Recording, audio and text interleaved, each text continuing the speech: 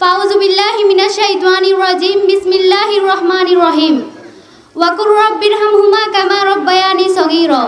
ওয়া ক্বালা রাসূলুল্লাহি সাল্লাল্লাহু আলাইহি ওয়াসাল্লাম রিদার রাব্বি রিদাল ওয়ালিদাইন ওয়া সাখাতার রাব্বি সাখাতাল ওয়ালিদাইন। অধ্যকার হযরত খাদিজাতুল কুবরা রাদিয়াল্লাহু তাআলা আনহা মহিলা দাখিল মাদ্রাসার কর্তৃক আয়োজিত 2024 সনের আজকের এই বার্ষিক সাংস্কৃতিক ও ক্রীড়া প্রতিযোগিতার পুরস্কার বিতরণী অনুষ্ঠানে উপস্থিত সভাপতি, প্রধান অতিথি, বিশেষ অতিথি এবং অধ্যক্ষ, উপাধ্যক্ষ ও অন্যান্য শিক্ষক মণ্ডলী এবং আমার সামনে উপবিষ্ট মেহমানবৃন্দ ও আমার প্রাণপ্রিয় ছোট বড় এবং সমবয়সী ভাই ও বোনেদের জানাই আসসালামু আলাইকুম ওয়া রাহমাতুল্লাহ। প্রথমে লাখো কোটি শুকরিয়া আদায় করছি মহান মনিব আল্লাহ তাআলার দরবারে, যিনি আমাদেরকে আজকের এই সুন্দর ও মনোরম পরিবেশে বসার এবং কিছু কথা শোনার তৌফিক দান করেছেন। তাই সকলে বলি আলহামদুলিল্লাহ। এর পাশাপাশি দরুদ ও সালাম পেশ করছি মানবতার মুক্তি দ্রুত ও আখিরি নবী হযরত মুহাম্মদ সাল্লাল্লাহু আলাইহি ওয়াসাল্লামের উপর, যার আনিত বিধানে সর্বদা সুখ, শান্তি ও কল্যাণ নিহিত। তাই সকলে বলি সাল্লাল্লাহু আলাইহি ওয়াসাল্লাম। প্রিয় উপস্থিতি, আজকে আমার আলোচ্যের বিষয় হচ্ছে মাতা পিতার প্রতি দায়িত্ব ও কর্তব্য। আমি এই বিষয়ে কিছু কথা বলার চেষ্টা করব ইনশাআল্লাহ। মানুষের প্রধানতম ফরজ বা কর্তব্য হলো আল্লাহর উপর ঈমান আনা এবং খাঁটি মনে তার আনুগত্য বা বন্দেগী করা। এরপরে শুরু হয় পারিবারিক জীবনের প্রতি দায়িত্ব কর্তব্য পালন। আর এই জীবনে সব থেকে উঁচু স্থানে এবং সব থেকে বেশি অধিকার রয়েছে মাতা পিতার। এই প্রসঙ্গে আল্লাহ তাআলা ইরশাদ করেন, ওয়াকফিদ লাহুমা জানাহাজ যুল্লি মিনার রাহমা ওয়া কুর রাব্বিরহামহুমা কামা রাব্বায়ানি সগীরা।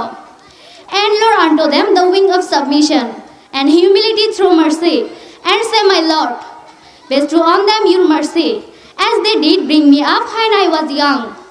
তাদের সামনে ভালোবাসার সাথে নম্রভাবে মাথা নত করে দাও এবং বলো, হে আমার রব, তাদের উপর রহম করুন, যেমনিভাবে তারা আমাকে শৈশবে লালন পালন করেছেন।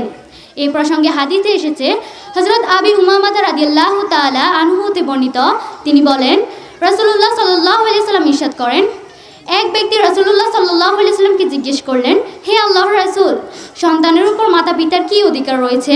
তখন তিনি ইরশাদ করেন, মাতা পিতাই হলো সন্তানের জান্নাত এবং জাহান্নাম। প্রিয় উপস্থিতি, আজকে এখানে মাতা পিতাকে নিয়ে কথা বলতে আসলেও তাদের নিয়ে যত কথাই বলবো ততই কম, কারণ তাদের ভালোবাসা কখনোই বলে প্রকাশ করা যায় না।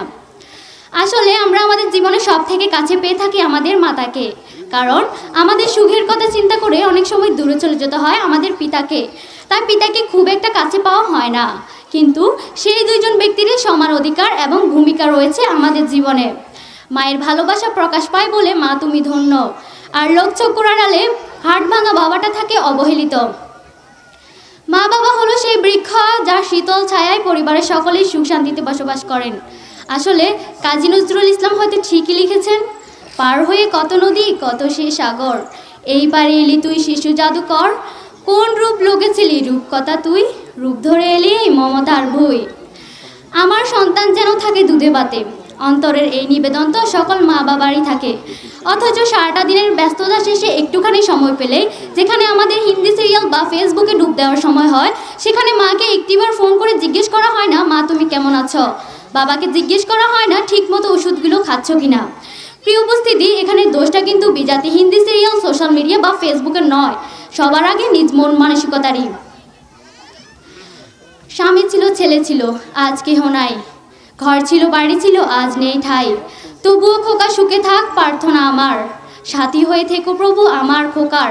চরম অবহেলা আর লাঞ্ছনার পরেও এই দেশে থাকা শত শত বৃদ্ধাশ্রমে তাদের মায়েদের সন্তানের জন্য একটি প্রার্থনা। প্রিয় উপস্থিতি, যেখানে মায়ের সন্তানের জন্য মায়ের সর্বোচ্চ বিসর্জন, সেখানে সেই মায়ের সন্তান হয়ে যেন তাদের প্রতি আমাদের নিষ্ঠুরতম আচরণ। যেখানে একজন সুস্থ সবল মানুষ সর্বোচ্চ 45 একর ব্যথার সম্মুখীন হতে পারে, সেখানে আমাদের মায়েরা তাদের সন্তান জন্মদানের সময় 57 টেলের চেয়ে কিছুটা বেশি ব্যথার সম্মুখীন হন, যা একজন সুস্থ সবল মানুষের প্রতি প্রয়োগ করলে তার বৃষ্টিহার অনায়াসে ভেঙে যাবে। প্রিয় উপস্থিতি, মানুষ জাতি বড়ই অদ্ভুত। যখনই আমরা একই দেহে পিতামাতা তখন আমরা মহৎ, আর যখনই আমরা সন্তান তখন আমরা দুর্জন। নিজের প্রিয়তমাকে ফোন করে বলা হয় তোমার হাতে আমার জীবন ন্যস্ত, অথচ বৃদ্ধ মাতা যখন তার সন্তানকে ফোন করেন তখন তিনি উত্তরে পান আপনার সন্তানের ফোনটি এখন ব্যস্ত। তাই নিজ বৃদ্ধ পিতামাতাকে ভালোবাসার লক্ষ্যে আজ সুস্থ সুন্দর এবং পরিশীলিত মন মানসিকতার অধিকারী হয়ে উঠুক এই পৃথিবীর প্রতিটি সন্তান। এই আশা ব্যক্ত করে আমি আমার বক্তব্য এখানেই শেষ করছি। ওয়ামা তাওফিকি ইল্লা বিল্লাহ। আসসালামু আলাইকুম ওয়া রাহমাতুল্লাহ।